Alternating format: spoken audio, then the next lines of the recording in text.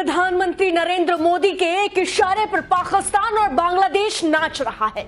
इधर पीएम की चेतावनी के बाद से बांग्लादेश के नए नवेले प्रधानमंत्री मोहम्मद यूनुस का पीएम मोदी से मुलाकात की खबरें तेज हो गई। उधर पाकिस्तान ने नया ऐलान कर दिया है। पीएम मोदी ने आंखें दिखाई तो पाकिस्तान और बांग्लादेश दोनों को हिंदू और अल्पसंख्यकों की याद आने लगी। प्रधानमंत्री नरेंद्र मोदी के डर से दोनों मुल्क अब मजबूर हो गए हैं। अब तो भारत के खौफ से पाकिस्तान पूरी दुनिया के सामने हिंदुओं पर कुछ ऐसा कह चुका है कि बवाल ही मच गया।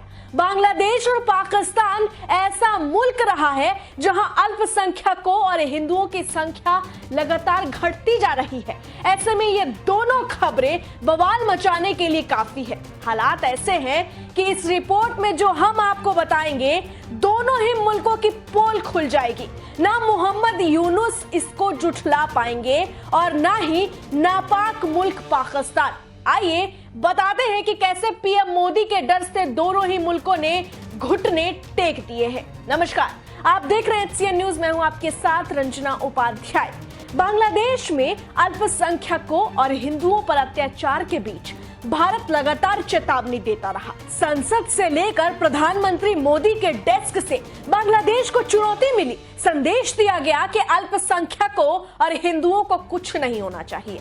ऐसे में अपनी लाज बचाने के लिए बांग्लादेश के अंतरिम सरकार के मुख्य सलाहकार मोहम्मद यूनुस राजधानी ढाका में पिछले दिनों ढाकेश्वरी राष्ट्रीय मंदिर का दौरा करने पहुंच गए।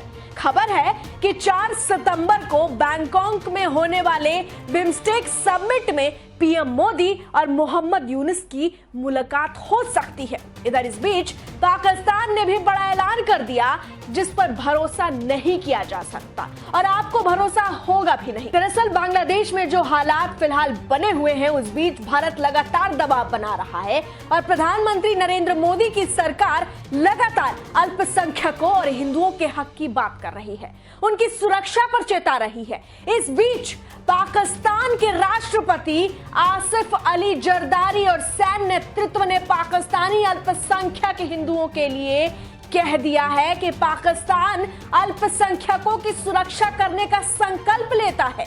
इसके साथ ही पाकिस्तान ने यहां तक कह दिया कि अब इस पर ध्यान दिया जाएगा कि हिंदुओं के अधिकारों को किसी तरीके से नुकसान ना हो।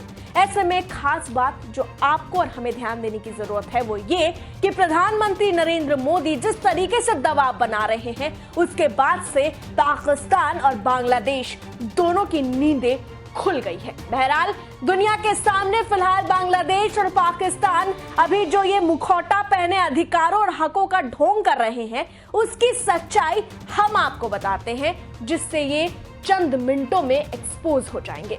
दिसंबर 2019 में केंद्रीय गृह मंत्री अमित शाह ने संशोधित बिल को संसद में पेश किया था। इस दौरान उन्होंने चौंकाने वाले आंकड़े रखे और बताया कि पाकिस्तान और बांग्लादेश में धार्मिक अल्पसंख्यकों की आबादी 20% तक घट गई है। इसके अलावा 1947 में पाकिस्तान के अंदर अल्पसंख्यकों की आबादी 23% थी और 2011 में वो घटकर 3.7% हो चुकी है। वहीं बांग्लादेश में 1947 में अल्पसंख्यकों की आबादी 22% थी और 2011 में वो कम होकर 7.8% हो गई। कटु सच्चाई ये सामने आई है कि चाहे अफगानिस्तान हो, चाहे पाकिस्तान हो, चाहे समय समय पर बांग्लादेश हो, ये जो अल्पसंख्यक वहां रहते थे उनके अधिकारों की सुरक्षा नहीं हुई, उनको समानता का अधिकार नहीं मिला।